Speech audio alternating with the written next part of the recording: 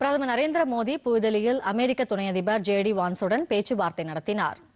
இரு தலைவர்களும் இருதரப்பு ஒத்துழைப்பின் பல்வேறு துறைகளில் ஏற்பட்டுள்ள முன்னேற்றம் குறித்து விரிவாக ஆய்வு செய்தனர். இருநாட்டு மக்களின் நலனை மையமாக கொண்ட பரஸ்பர நன்மை பயக்கும் இந்தியா அமெரிக்கா இருதரப்பு வர்த்தக ஒப்பந்தத்திற்கான பேச்சுவார்த்தைகளில் ஏற்பட்டுள்ள குறிப்பிடத்தக்க முன்னேற்றத்தை அவர்கள் வரவேற்றனர்.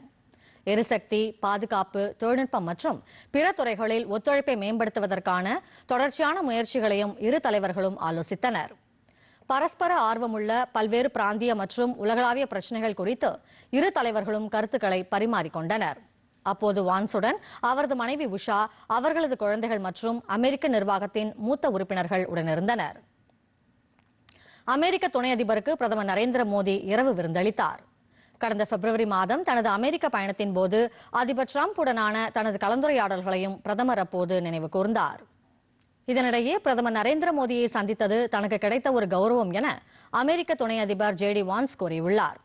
பிரதமரின் இல்லத்தில் தனது குடும்பத்தினரை அன்புடன் வரவேற்றதற்கு வான்ஸ் நன்றி தெரிவித்தார். மேலும் இரு நாடுகளுக்கும் இடையிலான நட்புறவையும் ஒத்துழைப்பையும் வலுப்படுத்த ஜே.டி. வான்ஸ் விருப்பம் தெரிவித்தார்.